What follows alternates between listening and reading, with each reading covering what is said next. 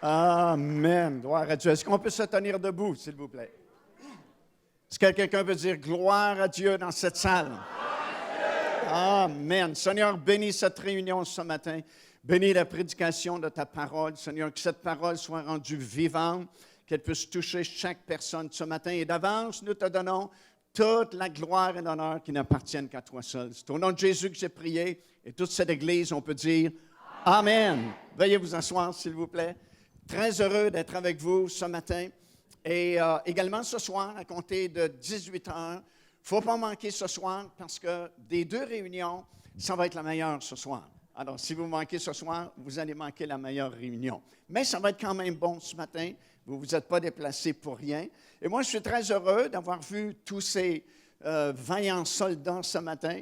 Et je disais à Pasteur Pierre, j'ai l'impression d'être en Israël. Parce que... Oh, excusez-moi. Est-ce que je dois frotter vos bottines? Pas tout de suite. En Israël, c'est comme ça. C'est plein de soldats partout où nous sommes. Puis j'ai l'impression d'être en Israël ce matin.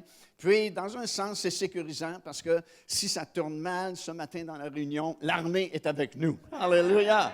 C'est bénissant. Gloire au Seigneur. Ce que je vais partager rapidement avec vous ce matin, c'est très important. Ça concerne des événements qui se produisent à notre époque, à notre génération. Et puis, tout ce que je vais partager avec vous, c'est déjà sur ce DVD-là. Il y a un DVD dans ce coffret-là. Le titre, c'est « Avertissement ». Et puis, c'est disponible à la table des CD et de DVD. Après les réunions, vous pourrez vous le procurer parce que c'est très intéressant et vous ne pourrez pas sans doute retenir tout ce que je vais partager avec vous ce matin. Mais vous l'avez de façon intégrale sur ce DVD-là, dans ce coffret-là qui s'appelle « Avertissement ». Gloire au Seigneur. Ce que je vais partager avec vous ce matin, les chances que ça arrive par hasard, c'est pratiquement impossible. Si vous calculez la possibilité, il y a tellement de chiffres que vous n'êtes même pas capable de les prononcer. Alors, c'est vraiment quelque chose orchestré par le Seigneur qui nous parle parce que chacun d'entre nous ce matin savons très bien que nous sommes dans les derniers jours et nous savons que le Seigneur revient bientôt. Est-ce qu'il y a des gens qui croient ça ici ce matin? Le Seigneur Jésus-Christ revient bientôt. Il revient chercher une Église qui est glorieuse, sans tache, ni ride, ni chose semblable. Et on n'a pas besoin vraiment de faire de grandes études bibliques ou aller à l'université pour réaliser cela. Les signes des temps nous parlent. Et ce que je veux partager avec vous ce matin, c'est non seulement qu'on a vu beaucoup de signes s'accomplir dans les années passées, autant en Israël que dans les nations du monde, que dans l'Église du Seigneur Jésus-Christ. Mais en plus de tout ça, Dieu a placé des signes, imaginez-vous, dans le ciel pour que s'il y a quelqu'un sur la planète qui n'a pas compris parmi tous les signes qu'il a donnés sur cette terre, bien, il peut regarder là-haut dans le ciel et il y a de nombreux signes également que le Seigneur nous a donnés pour nous prévenir que nous sommes dans une époque spéciale et nous sommes très proches du retour de notre Seigneur Jésus-Christ. Et la raison principale pour laquelle le Seigneur déploie tous ces efforts-là pour nous donner ces signes-là, c'est qu'il ne veut pas que personne parmi nous ce matin manquions ce grand événement-là qui est à l'agenda de Dieu, alors que la trompette va sonner, que les morts en Christ vont ressusciter, et nous qui serons vivants à cette époque-là, j'espère qu'il y en a qui sont vivants ici ce matin, nous serons changés dans un instant, dans un clin d'œil, et nous allons monter dans les airs à la rencontre du Seigneur Jésus-Christ. Et c'est important de discerner ces signes-là, parce que vous savez, dans Matthieu, chapitre 16 et au verset 3, Jésus a fait un jour un reproche aux pharisiens de son époque, et il leur a reproché de ne pas être capable de discerner les signes des temps. Vous avez le texte sur l'écran. Il leur a dit, vous êtes capable de discerner pour la météo. Ils étaient meilleurs pour la météo qu'aujourd'hui. Il dit, si le ciel est rouge le soir, vous savez qu'il va faire beau le lendemain matin. Mais vous ne savez pas discerner les signes des temps. Évidemment, ce que Jésus voulait dire, c'est que vous n'êtes même pas capable de savoir que je suis votre Messie. Je suis votre roi. Et vous êtes des pharisiens, vous devriez connaître la parole de Dieu, connaître les signes de ma première venue, et vous n'êtes même pas capable de discerner ces choses-là. Alors, c'est important, à notre époque surtout, de discerner les signes des temps, à quelle époque nous sommes, dans quelle sorte de temps nous sommes rendus. Et je crois que si nous y intéressons, si on s'intéresse à ces choses-là, Dieu va nous donner l'intelligence pour comprendre ces choses-là, comme il a fait pour les fils d'Isaacar. Vous savez, dans votre Bible, dans 2 Chroniques, chapitre 12, le verset 32, un passage où ça dit que Dieu avait donné aux fils d'Isaacar l'intelligence des temps pour savoir ce que Israël devrait faire. Alors, on discerne les temps pour savoir quoi faire. Et ce que nous devons faire, c'est être prêts. Et si on n'est pas prêt ce matin, bien, ces signes-là, c'est un signal justement pour nous dire « Prépare-toi ». Amen. C'est un faible amen, mais je vais m'en contenter. Écoute, le texte principal sur lequel je vais appuyer ma prédication, c'est dans Job, chapitre 33, des versets 14 jusqu'à 16, où il est écrit ceci, « Dieu parle tantôt d'une manière, tantôt d'une autre. Il parle par des songes, il parle par des visions nocturnes, et il leur donne des avertissements. » Alors, ce que je vais partager avec vous ce matin, c'est un peu des avertissements que Dieu nous donne, parce qu'on n'a jamais vu vraiment la concentration d'un si grand nombre d'événements prophétiques qui pointaient vers un groupe d'années comme celui entre 2012 et 2017. Il y a tellement d'événements prophétiques dans ce court laps de temps que c'est vraiment inhabituel et ça nous fait réfléchir et ça nous dit « Wow, il y a quelque chose qui se passe là. » Dieu vraiment déploie beaucoup d'efforts pour nous prévenir que des choses vraiment très importantes qui sont sur le point d'arriver. Et ce que je veux partager avec vous ce matin, ce n'est pas pour fixer une date pour le retour du Seigneur Jésus-Christ, parce que lui-même a dit que personne ne peut savoir ni le jour ni l'heure. Mais ce que je vais partager avec vous ce matin nous indique que ce jour-là approche. Parce qu'écoute, pendant presque 2000 ans maintenant, aucun prédicateur pouvait se tenir dimanche matin derrière son pupitre et dire « Oh, voilà une grande prophétie qui vient de s'accomplir et ça prouve que Jésus revient bientôt. » Pendant presque 2000 ans, aucune prophétie. Mais depuis ces dernières années, c'est presque régulièrement, à chaque semaine presque, qu'on dit « Wow, il y a quelque chose qui vient d'arriver et ça prouve que Jésus revient bientôt. » Et à cause de cela, nous sommes la génération qui peut mieux comprendre les prophéties des derniers jours parce que nous vivons à l'époque des derniers jours. Tu sais, quand il y a un livre qui est parallèle à celui de l'Apocalypse dans l'Ancien Testament, c'est le livre de Daniel. Et c'est un compagnon du livre de l'Apocalypse. En fait, les deux livres se complètent l'un et l'autre. Mais lorsque les révélations ont été données à Daniel dans l'Ancien Testament, voici ce qu'on lui a dit. « Tiens secrète ces paroles et scelle le livre jusqu'au temps de la fin, jusqu'à notre époque. Alors, plusieurs le liront et la connaissance augmentera. » Autrement dit, à l'époque de Daniel et dans les générations avant nous, quelquefois, c'était très difficile de comprendre les prophéties bibliques concernant les derniers jours. Certaines prophéties, en fait, étaient incompréhensibles. On les croyait par la foi, parce que c'était écrit dans la parole de Dieu, mais on ne pouvait pas savoir comment ça pourrait s'accomplir.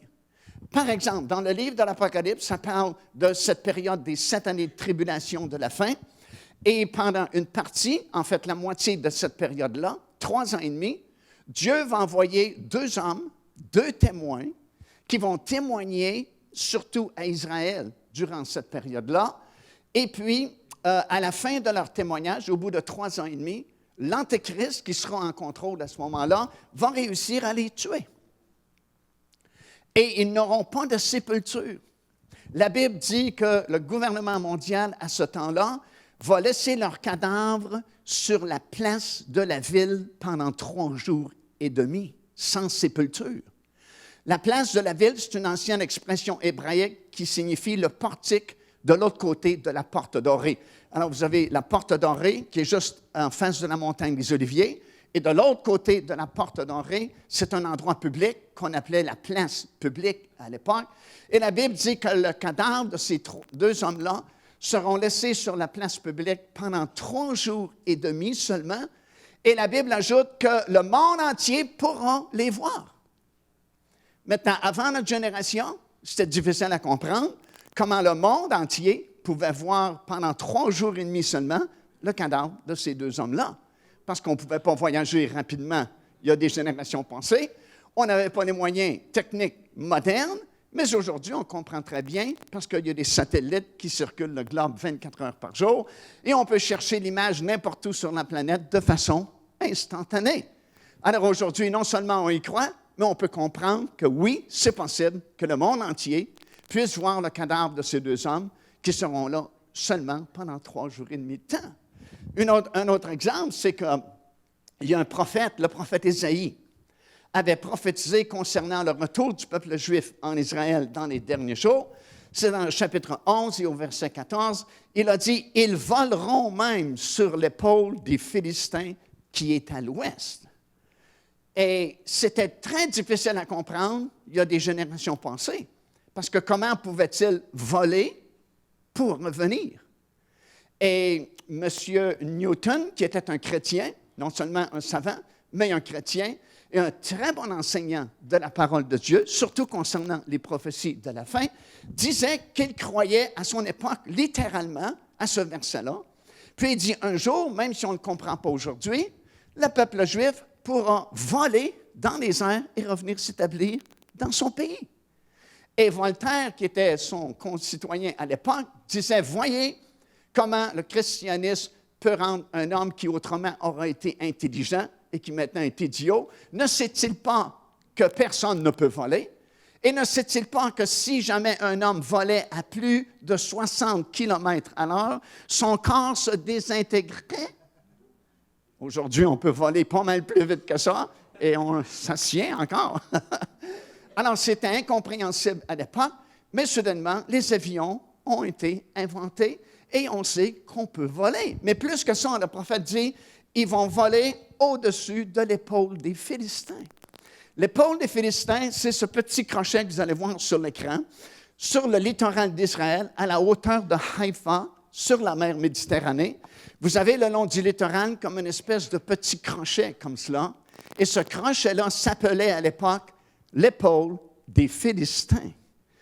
Et c'était le territoire, bien sûr, des Philistins à l'époque qui se terminait à la hauteur de Haïfa à peu près. Et ça s'appelait l'épaule, ce crochet-là plutôt, l'épaule des Philistins. Et le prophète, avant que les avions soient inventés, a prophétisé que dans les derniers jours, le peuple d'Israël va revenir s'établir dans son pays et ils vont voler au-dessus de l'épaule des Philistins. Et comprenez, la plupart des Juifs qui sont revenus s'établir en Israël sont revenus par avion et ils ont tous volé au-dessus de ce crochet-là, au-dessus de Haïfa, parce que, croyez-le ou non, l'aéroport Ben Gurion est juste à cette hauteur-là, un peu plus loin. Alléluia! Le prophète ne pouvait pas savoir qu'un aéroport serait construit juste vis-à-vis le crochet qu'on appelait l'épaule des Philistins, mais Dieu le savait. Et par son prophète, il a dit, dans les derniers jours, mon peuple va revenir, et ils vont même voler pour revenir, puis ils vont voler au-dessus de l'épaule des Philistins pour venir s'établir en Israël. Et tous les corridors d'avions qui arrivent en Israël arrivent au-dessus de l'épaule des Philistins et vont se poser sur le tarmac qui est juste quelques kilomètres plus loin, à l'aéroport de Ben Gurion. Alors, ça veut dire qu'il y a des prophéties qui étaient très difficiles à comprendre autrefois, mais aujourd'hui, ces prophéties-là, nous les voyons s'accomplir. Mais écoutez, lorsque Dieu veut parler au monde entier, alors là, il va prendre les grands moyens et il va se servir de son ciel comme d'un écran géant et il va projeter des choses dans le ciel et de cette façon-là, tout le monde peut le voir, que tu restes au nord, au sud, à l'est et à l'ouest. Le ciel fait le tour de la planète et Dieu peut placer ses avertissements sur son écran géant et s'il vous plaît, c'est en HD. Holy Definition. Parce que le ciel, ça lui appartient. C'est son domaine. Écoutez ce que la Bible dit. Psaume 19, versets 1 et 2. Les cieux racontent la gloire de Dieu et l'étendue manifeste l'œuvre de ses mains. Dans le psaume 147, les versets 4 et le verset 5, il compte le nombre des étoiles et leur donne à toutes des noms. Wow! On ne sait même pas le nombre d'étoiles qui existent, mais non seulement Dieu connaît chaque étoile, mais il a nommé un nom, donné un nom à chaque étoile. Il leur donne un nom à chaque étoile. Notre Seigneur est grand, puissant par sa force, et son intelligence n'a pas de limite. Luc, chapitre 21, verset 25. La Bible dit, c'est Jésus qui parle, « Dans les derniers jours, le soleil se changera en ténèbres et la lune en sang, avant l'arrivée du grand jour du Seigneur. » Et bien sûr, Jésus citait une prophétie de l'Ancien Testament que vous avez dans votre Bible, dans Joël, chapitre 2 et le verset 31, qui dit la même chose. Le soleil se changera en ténèbres et la lune en sang avant l'arrivée du grand jour du Seigneur. Le soleil en ténèbres, c'est une éclipse lunaire. La lune en sang, c'est une éclipse lunaire. Parce que lorsqu'il y a une éclipse lunaire, elle devient rouge, elle devient comme du sang, comme ils appellent en anglais « the blood moon ». C'est ce que Jésus a parlé, c'est ce que le prophète avait annoncé. Maintenant, le ciel, comme je dis, c'est le domaine de Dieu. Déjà, dans Genèse, premier livre de la Bible, premier chapitre, verset 14, ça dit qu'il y ait des luminaires dans l'étendue du ciel pour séparer le jour d'avec la nuit, et que ce soit des signes. Remarquez, que ce soit des signes pour marquer les époques, les jours et les années. Le mot « signe » que vous trouvez ici dans Genèse chapitre 1, verset 14, en hébreu, c'est le mot « O-W-T-H » qui signifie un signal ou un avertissement. Alors, le soleil, la lune, les étoiles ne sont pas là juste pour faire la différence entre le jour et la nuit, au compter des mois, au compter des années, mais c'est aussi comme des avertissements, comme des signaux que Dieu envoie à l'humanité. Et le mot « époque », quand ça dit ce sont des signes pour marquer les époques, le mot « époque », en hébreu, c'est « moed », M-O-W-E-D, qui signifie un rendez-vous ou une convocation, comme les fêtes de Jéhovah dans Lévitique, chapitre 23, ce sont des rendez-vous divins, et c'est le même mot, moed, qui signifie marquer des temps, des rendez-vous ou des convocations. Alors, lorsqu'il y a des éclipses solaires ou des éclipses lunaires, c'est comme un signal, c'est comme un avertissement que Dieu envoie à l'humanité pour nous prévenir de quelque chose. Les éclipses solaires, habituellement, c'est un signe pour les nations du monde, tandis que les éclipses lunaires, ce sont des signes concernant surtout Israël. Pourquoi? Bien, le calendrier juif est basé sur les cycles lunaires. Dans le livre des Psaumes, 103, verset 19, ça dit « Il a fait la lune pour marquer les temps ». Alors, lorsqu'il y a deux éclipses lunaires qui tombent sur deux fêtes juives pendant 2 années consécutives, c'est comme un drôle de signal, parce que c'est très rare que ce phénomène-là se produise. Et c'est ce qui va se produire, qui a commencé à se produire de toute façon, 2014 et 2015, 2 éclipses lunaires totales qui tombent sur 2 fêtes juives, justement, la fête de la Pâque et la fête des Tabernacles, pendant 2 années de suite, 2014 et 2015.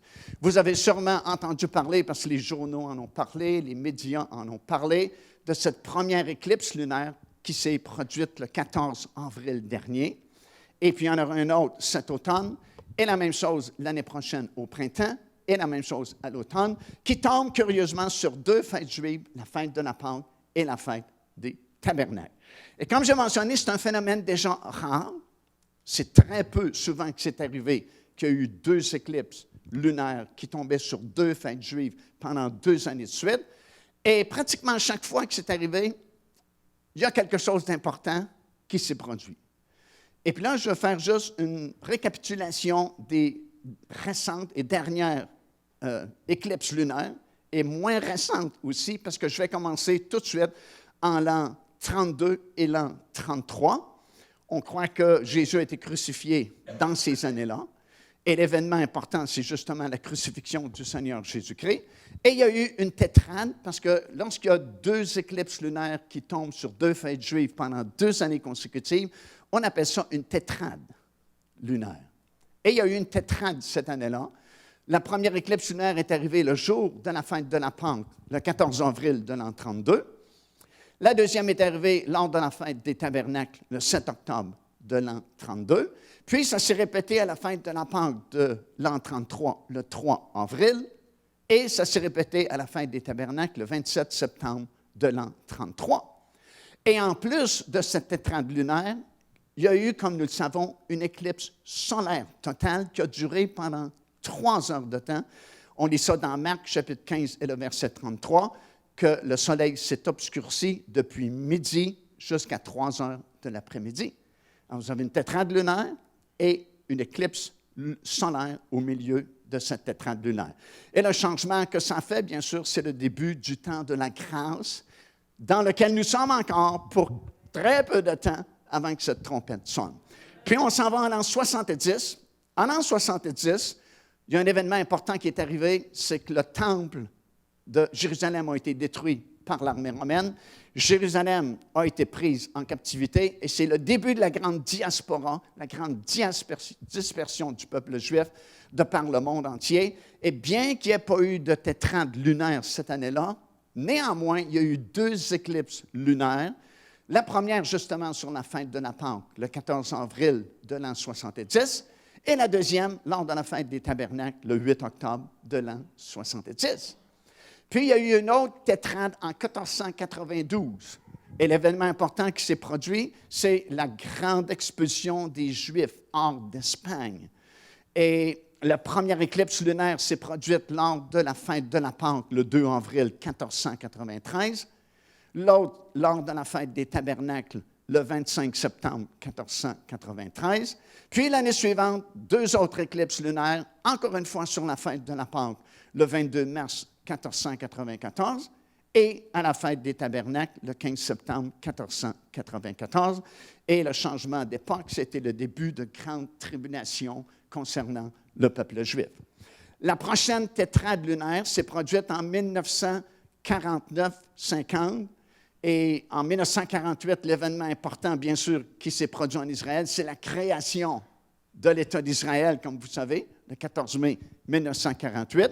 Bien, dans ces années-là, il y a eu une tétrade lunaire aussi. Une première éclipse lunaire qui est arrivée le jour, encore une fois, de la fête de la Pâque, le 13 avril 1949. Une autre lors de la fête des Tabernacles, le 7 octobre de la même année.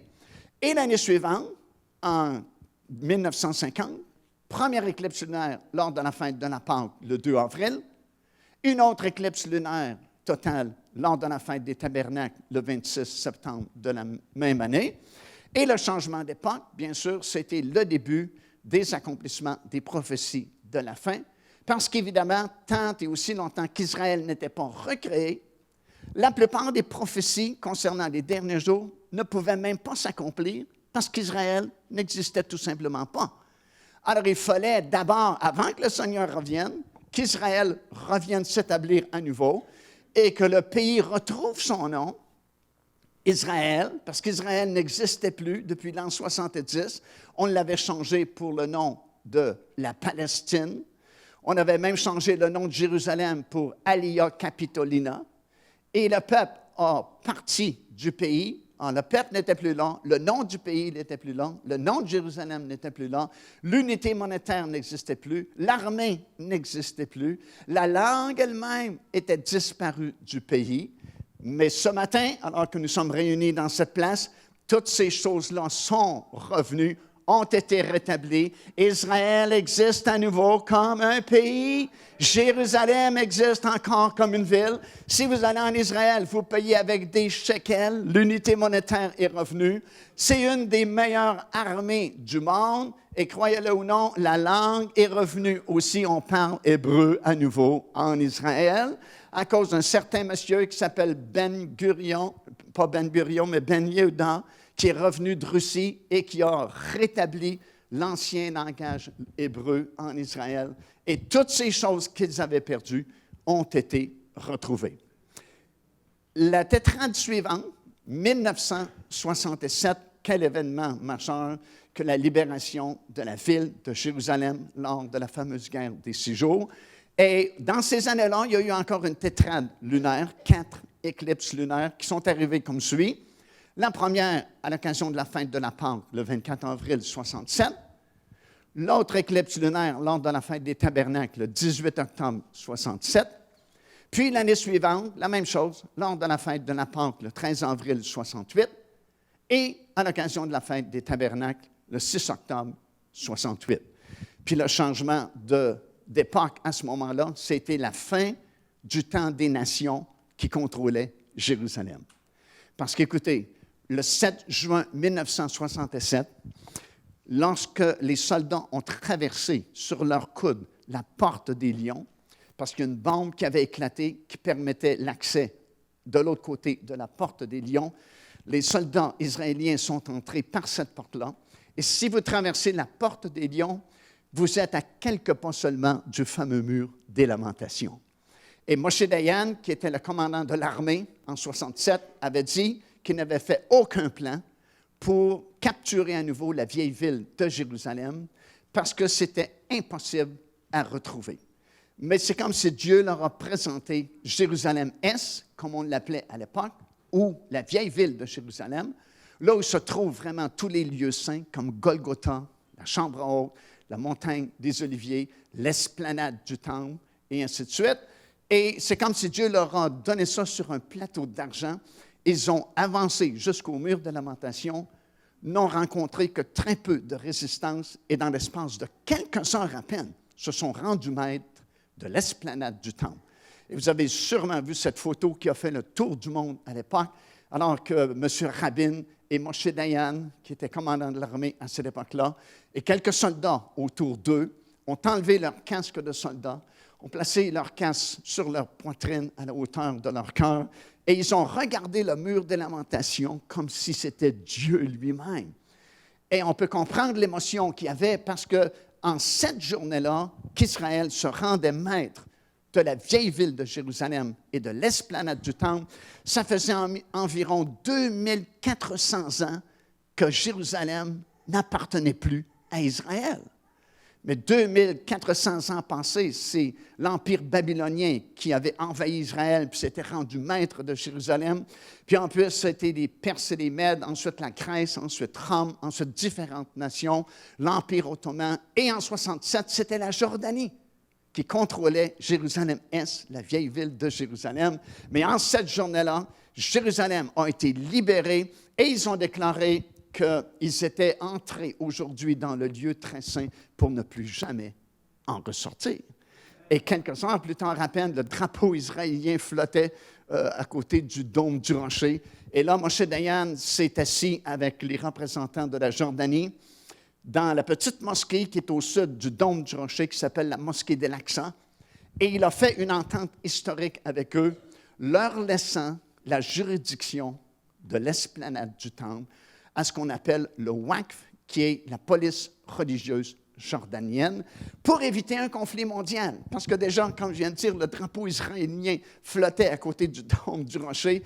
Et puis là, il y avait les pressions de la population. On voulait envahir littéralement l'esplanade du Temple, renverser tout ce qui existait, détruire le dôme du rocher, faire sauter la mosquée d'El-Aqsa. Et pour calmer les esprits, Moshe Dayan a fait cette entente, ce compromis, à cause duquel il y a tellement de problèmes qui sont survenus depuis 1967, mais ils ont jugé que ces problèmes-là étaient moindres que cette guerre-là qui était en préparation si on ne faisait pas une entente à ce moment-là. Mais pour la première fois depuis à peu près 2400 ans, Jérusalem a été libérée du joug des nations et c'est une prophétie que Jésus avait donnée dans Luc, justement, chapitre 21. Il avait dit que Jérusalem serait foulée aux pieds par les nations jusqu'au temps des nations, jusqu'à ce que le temps des nations soit terminé. Le temps des nations qui contrôlait Jérusalem-Est s'est terminé le 7 juin 1967. Et durant cette période de temps-là, il y a eu une tétrade lunaire également. Là, il y en a une qui est en marche, qui a débuté depuis quelques jours à peine et qui va se continuer jusqu'à l'année prochaine. Alors, vous avez vu depuis de nombreuses années, chaque fois qu'une tétrade lunaire, il y a quelque chose de significatif qui se produit en Israël. Que va-t-il arriver cette année ou l'année prochaine ou l'année suivante? Je ne sais pas. Personne ne le sait. Mais si on suit la logique de toutes les autres tétrades lunaires qui se sont produites avant aujourd'hui, il y a un événement important qui va se produire en Israël. Et la tétrade, elle est comme suit. La première, elle est déjà passée. Elle est arrivée le jour de la Pâque, le 15 avril de l'année 2014. Peut-être quelques-uns parmi vous l'avaient vue. Ici, en Amérique du Nord, elle s'est pointée entre 2h et 3h du matin. Alors, peut-être vous dormiez bien et vous ne l'avez pas vue, mais plusieurs personnes l'ont vue. De toute façon, vous pouvez la voir sur Internet. La Lune est devenue rouge, comme lorsqu'il y a une éclipse lunaire. La prochaine aura lieu lors de la fête des Tabernacles, le 8 octobre prochain. Et il va y avoir une répétition l'année prochaine à la fête de la Pâque et à la fête des Tabernacles, le 4 avril 2015 et le 28 septembre 2015.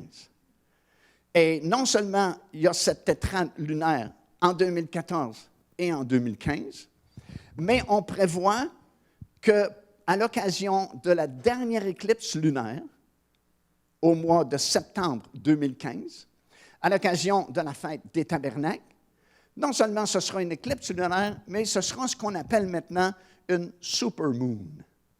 Une supermoon, c'est une lune qui apparaît plus grande qu'elle ne l'est en réalité, parce que la Lune, dans son orbite, quelquefois passe plus près de la Terre qu'en d'autres fois.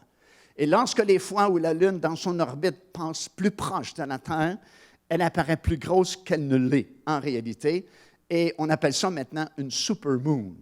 Et croyez-le ou non, lors de la fête des Tabernacles, pour la grande finale de cette tétrade de 2014-2015, exactement le 28 septembre 2015, non seulement ce sera une éclipse lunaire rouge, mais en plus, ce sera une supermoon.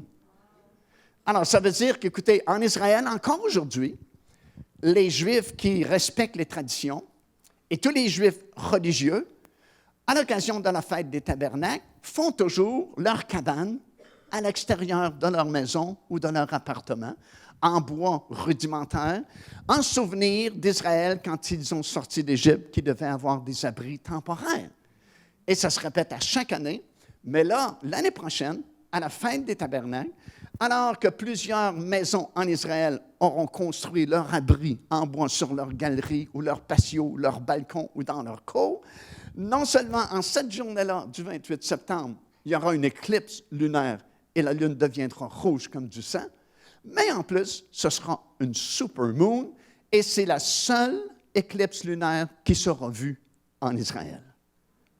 La première qui vient de se passer, elle a été surtout vue ici en Amérique du Nord, mais la dernière sera vue surtout en Israël et ce sera une supermoon de façon à ce qu'aucune personne en Israël manque le phénomène qui va se produire dans le ciel à cette occasion-là. Et bien sûr, le changement d'époque qu'on prévoit à cause de cette tétrade de 2014-2015, c'est peut-être le début justement de la fin, le début des douleurs de l'enfantement, comme la parole de Dieu nous a annoncé d'avance. Alors déjà, c'est impossible que ce soit vraiment du hasard, ces choses-là prévues pour 2014-2015, mais c'est loin d'être tout. Écoutez bien ceci, il y a plusieurs autres signes d'avertissement qui ont été placés dans le ciel en 2013 comme pour ajouter à la tétrade lunaire, pour ajouter à la supermoon qui va arriver à la fête des Tabernacles en Israël, parce qu'il y a eu beaucoup de mouvements en 2013, juste avant le début de la tétrade lunaire de 2014, beaucoup de mouvements dans le ciel de météorites et de choses semblables, si bien que les scientifiques du monde, pas les chrétiens nécessairement, mais les scientifiques du monde, ont déclaré l'année 2013 l'année des comètes. Parce qu'il y a eu tellement de mouvements de comètes et de choses, mouvements dans le ciel, que l'année 2013 a été nommée l'année des comètes. Par exemple, Le 18 février 2013, tout le monde a vu ça aux nouvelles, ce gros météorite qui est tombé en Russie. Il pesait entre 7 et 10 tonnes, ce météorite-là, et c'est un petit météorite.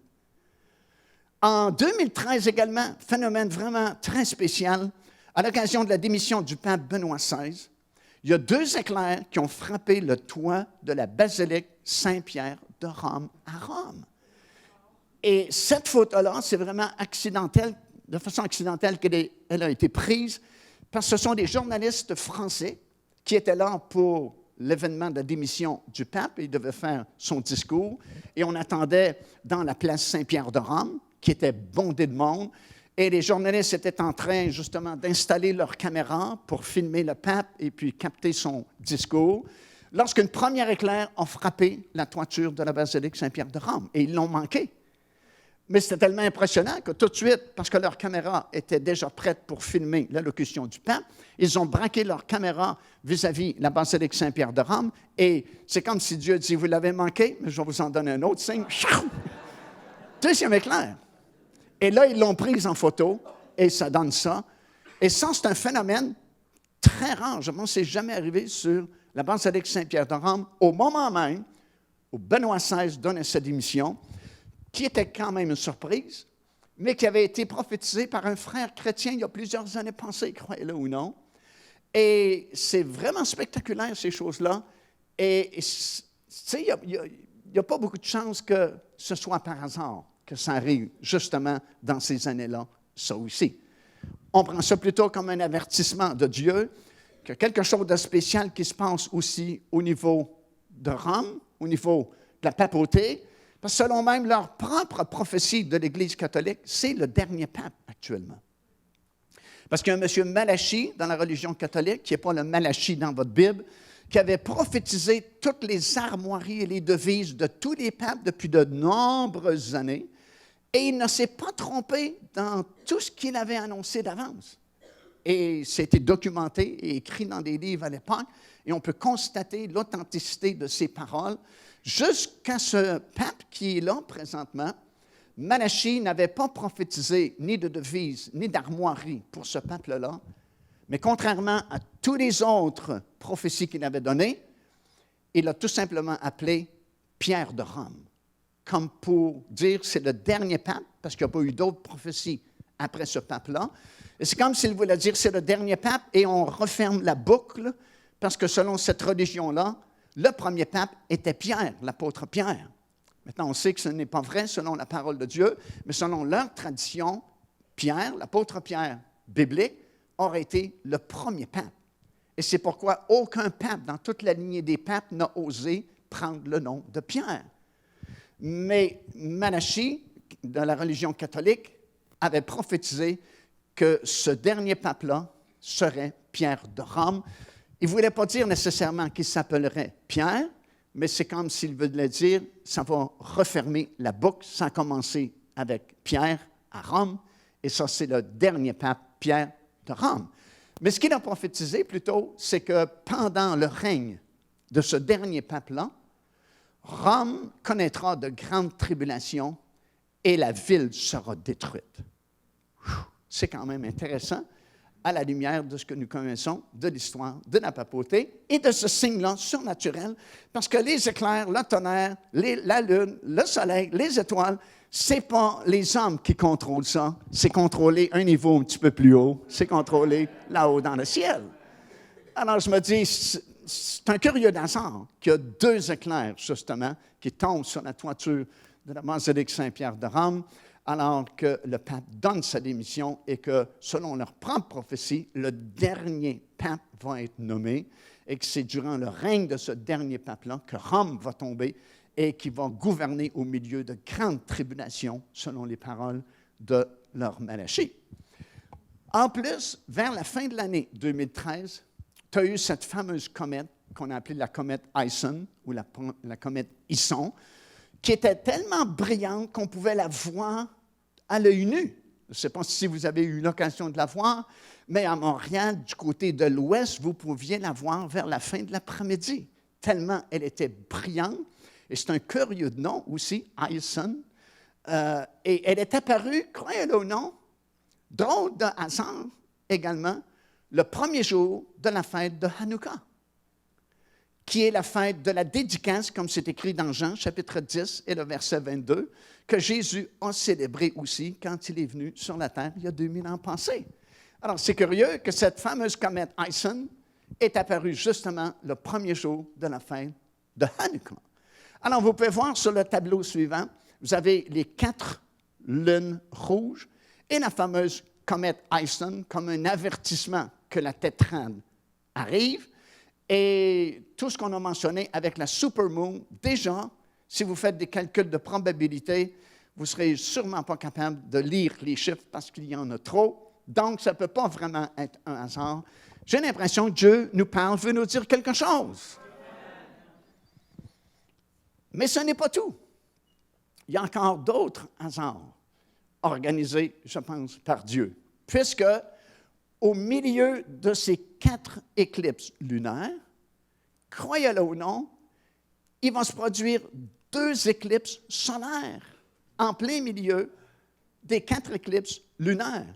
Et ces 2 éclipses solaires, je vous le donne en 1000, la première va se produire le 1er du mois de Nissan. Qu'est-ce qui est intéressant, le 1er du mois de Nissan? C'est le début de l'année religieuse en Israël, qui va correspondre à notre 20 mars 2015. Et la deuxième éclipse solaire va se produire également le 1er du mois de Tishri, qui est la fête de Rosh Hashanah, la fête des trompettes, qui va correspondre à notre 13 septembre 2015. Wouh! Alors, non seulement vous avez Ison qui annonce des événements importants, mais vous avez 4 éclipses lunaires consécutives pendant 2 années consécutives qui tombent sur 2 fêtes juives.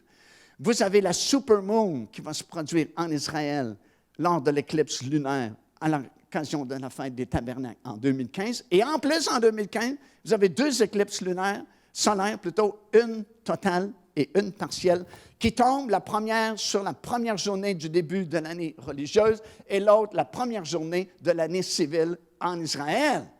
Wow! Ça prend beaucoup de hasard là, depuis le tout début pour créer tout cet éventail-là. Croyez-moi.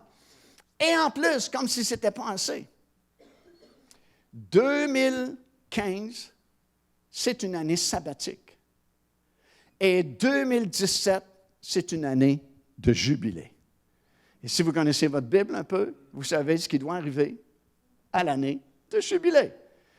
Alors, écoute, depuis le début de toutes ces choses que je viens de partager avec vous, c'est impossible de croire que c'est par hasard que toutes ces choses-là vont arriver pile exactement sur des dates importantes dans l'histoire d'Israël, à l'occasion précisément d'une date de fête juive, exactement au début de l'année religieuse, exactement au début de l'année civile. Dieu nous parle, il nous l'a dit dans Genèse, ce sont des signes, des rendez-vous, des convocations. Je vous parle par les signes qui sont dans le ciel. Si vous n'avez pas compris, parmi tous les signes que je vous ai donnés en Israël, chez les nations et dans l'Église, ben au moins je vous donne mon écran géant, puis je vous parle, choum, choum, choum, tu sais, ça flash, choum, choum, choum, choum, choum, choum, puis choum, pour ceux qui sont à droite. Alléluia! Est-ce que c'est juste moi qui vois quelque chose là-dedans ou si vous voyez quelque chose, vous autres aussi? Il y a quelque chose d'inhabituel parce qu'on a rarement, sinon jamais vu un tel enlignement de phénomènes là-haut dans le ciel. Et je me dis, Seigneur, quelle est la signification de ces choses-là? Bien, à la lumière de ce qui se passe présentement dans notre monde prophétique, voici le scénario qui possiblement peut se produire. Premièrement, c'est possible qu'il y ait une guerre entre l'Iran et Israël. Parce qu'il y a des rumeurs de guerre entre les deux nations depuis 2003. Alors, ça fait longtemps. Tu sais, Jésus avait dit, dans les derniers jours, il va y avoir des rumeurs de guerre. On a une rumeur de guerre qui persiste depuis 2003 entre l'Iran et Israël. Pourquoi? À cause, en Iran, de l'installation nucléaire. Depuis longtemps, l'Iran travaille à perfectionner ses installations nucléaires pour avoir la bombe nucléaire. Et ils ne sont vraiment pas gênés. Ils ont du front tout le tour de la terre parce qu'ils ne se gênent pas pour l'annoncer via Internet, via la radio, via la télévision, dans des discours publics, que dès l'instant où ils ont la bombe nucléaire, leur premier client, c'est Israël. Pour que Israël disparaisse de la map et qu'on n'entende plus jamais parler d'Israël. Alors, mettez-vous dans les souliers du premier ministre israélien qui attend ça à la radio, à la télévision. Ils ont même dit ça à l'ONU, à New York, devant tous les représentants de la plupart des pays du monde, sans que personne ne réagisse trop. Et il a fallu que le premier ministre israélien vienne jusqu'à New York, à l'ONU. Puis peut-être vous l'avez vu avec son thermomètre, il a tracé une ligne rouge, puis il avait dit, bien, si l'Iran traverse cette ligne rouge-là, on n'est pas pour attendre, nous, ici en Israël, qu'il nous envoie une bombe nucléaire sur la terre. Nous allons passer à l'offensive. Parce que peut-être vous ne le savez pas, mais en Israël, ils ont une opération secrète qui s'appelle Opération Samson. Vous connaissez Samson dans votre Bible, il a dû s'enlever la vie pour avoir la victoire. Bien, c'est pour ça qu'ils l'ont appelé l'Opération Samson, parce qu'ils ont la bombe nucléaire, bien sûr, en Israël depuis très longtemps. Ils ne s'en sont jamais servis, évidemment, mais là, ils disent, on n'attendra pas qu'un pays ennemi nous envoie une bombe sur la terre. Lorsqu'on jugera que c'est le point de non-retour, c'est nous qui enverrons la bombe et on va faire sauter tout le Moyen-Orient. Maintenant, on sait par la parole de Dieu que ça n'arrivera pas comme cela, parce qu'il y a des prophéties très précises où nous apprenons comment ça va se terminer et ça ne se terminera pas de cette façon-là, du moins pas maintenant. Mais, écoute, il y a une tension qui est vraiment palpable. C'est d'une journée à l'autre, tu ne sais pas vraiment ce qui va arriver. Et puis Israël comptait sur les États-Unis pour régler le problème de l'Iran. Et les États-Unis ont vraiment été incapables de régler ce problème-là. Alors, ils attendent d'une journée à l'autre. On ne sait pas ce qui peut arriver, mais c'est possible qu'il y ait une attaque surprise d'Israël, une frappe préventive sur les installations nucléaires en Iran, comme ils ont déjà fait en Irak et dans d'autres endroits.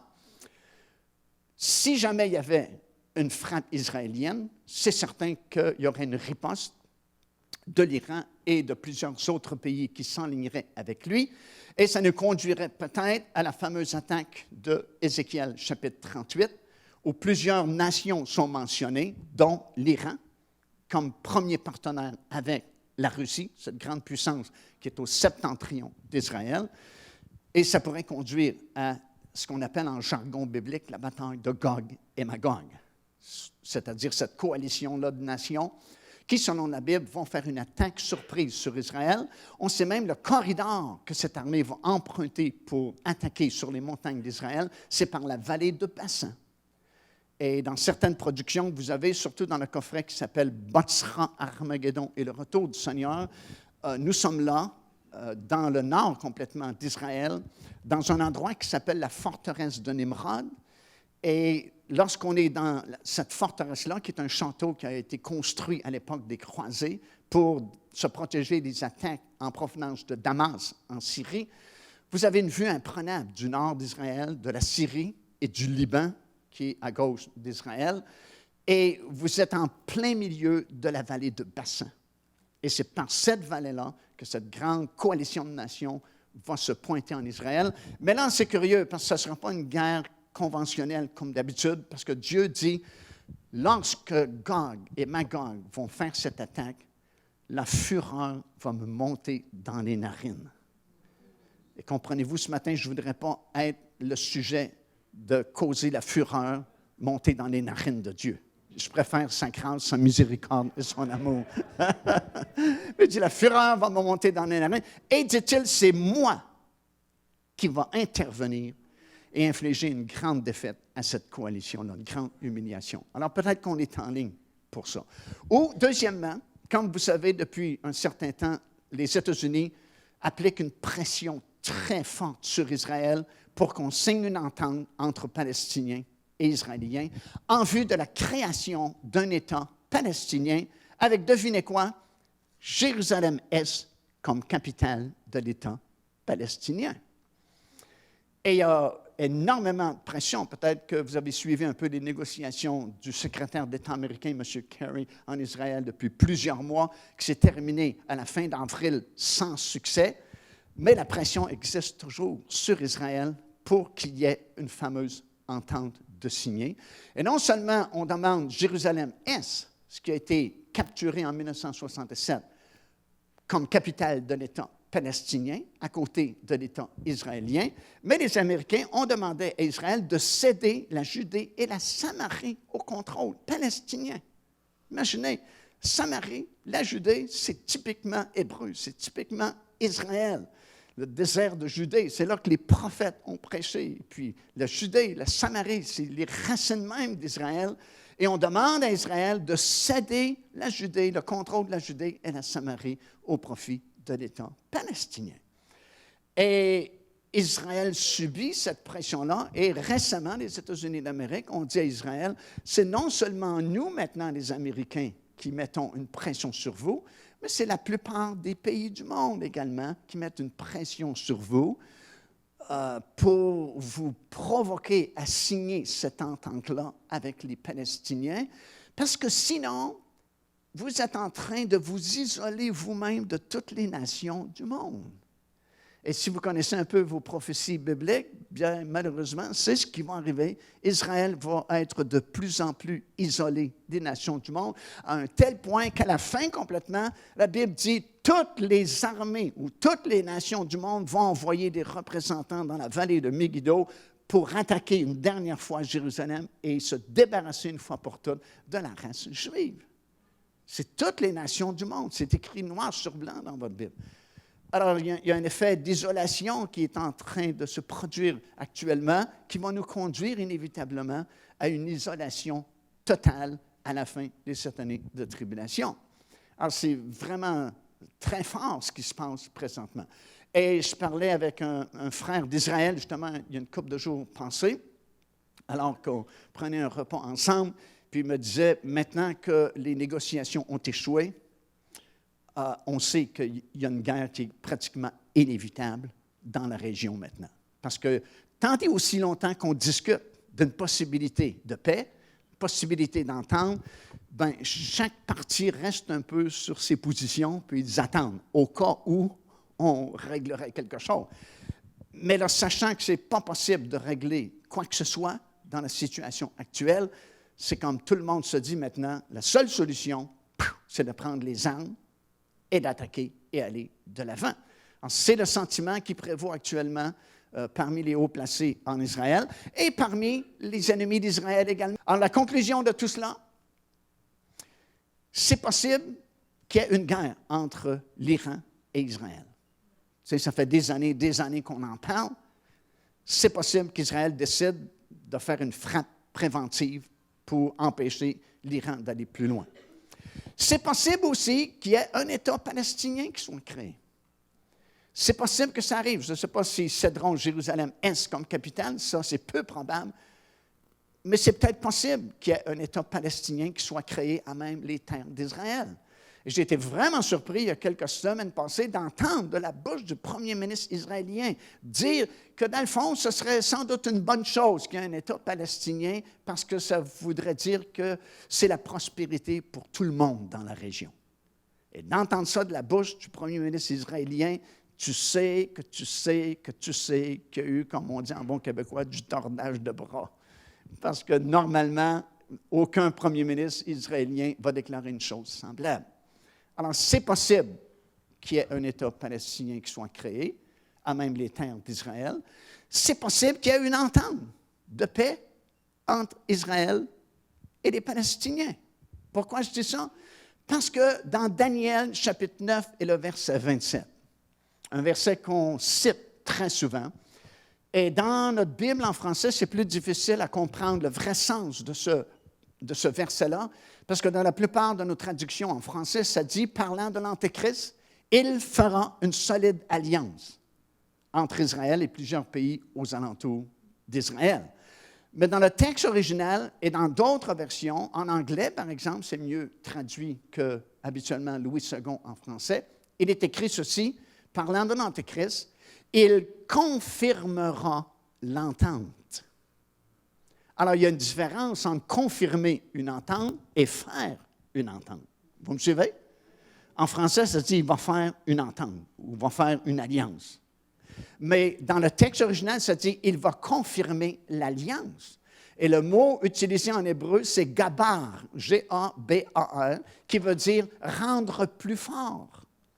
Alors, ce que l'Antéchrist va faire, selon Daniel, chapitre 9, verset 27, c'est qu'il va rendre plus fort l'entente entre Israël et plusieurs pays aux alentours d'Israël.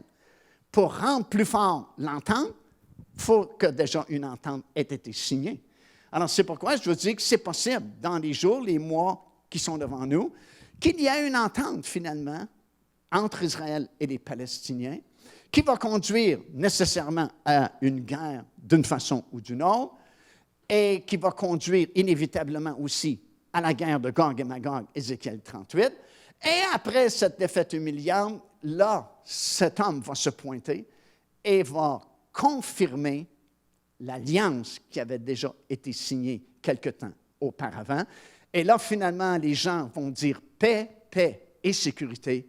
Et la Bible dit, lorsque les hommes diront paix, paix et sécurité, alors une ruine soudaine fondra sur eux et ils n'y échapperont point. Alors, frères et sœurs, on est rendu là.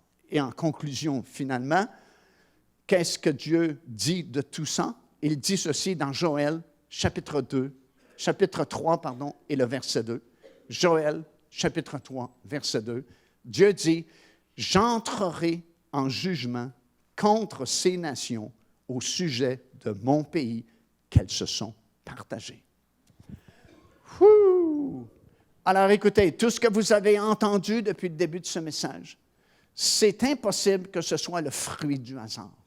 C'est impossible que ce soit tellement précis, toutes ces éclipses lunaires, ces éclipses solaires qui arrivent précisément le premier jour de l'année religieuse, premier jour de l'année civile, supermoon justement pour la grande finale de la tétrade, alors que tout Israël va construire ses abris temporaires sur leurs balcons, leurs patios.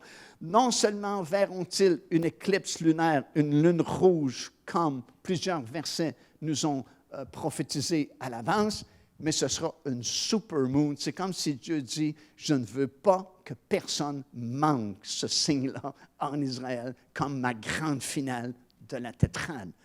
Alors, écoute, ça ne peut pas être tout simplement le fruit du hasard.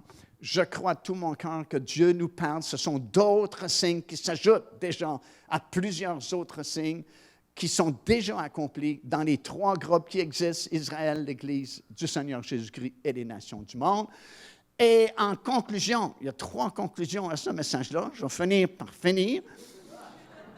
La grande conclusion est celle-ci. À la lumière de tout ce que vous avez entendu ce matin, à la lumière de la connaissance que vous avez de tous les autres signes qui sont déjà accomplis, sachant à quelle époque nous vivons, sachant que nous sommes vraiment dans les derniers jours, nous sommes rendus à la fin. La grande question est celle-ci. Êtes-vous prêt?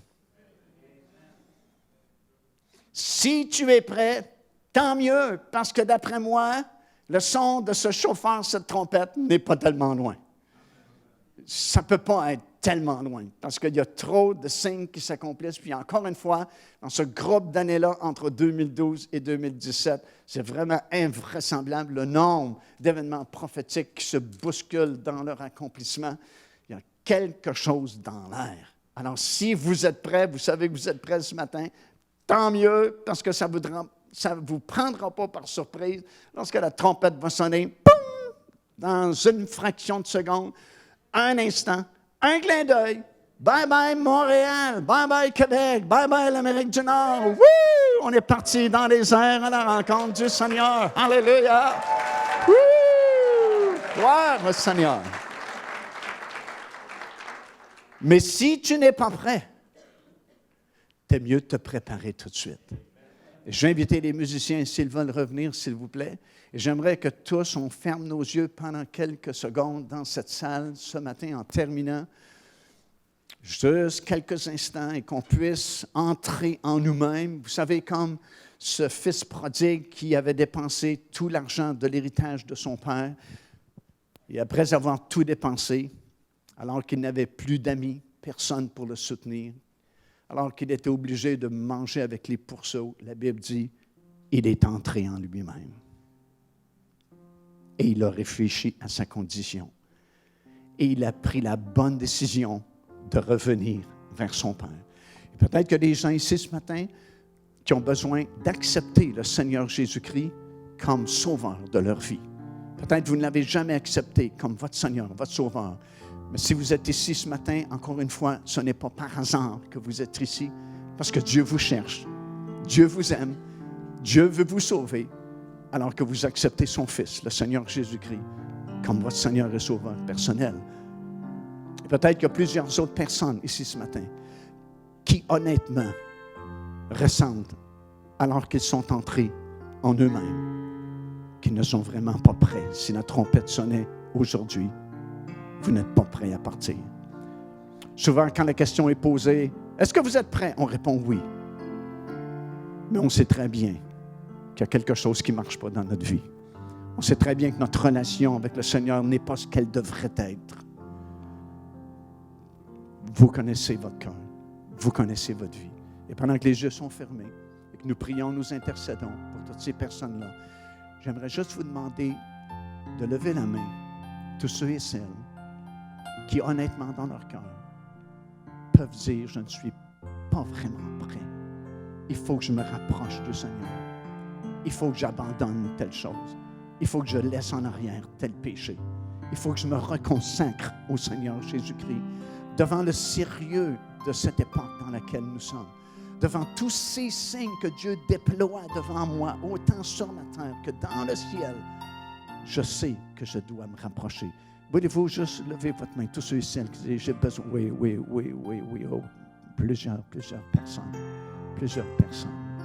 Alléluia. Merci pour votre temps.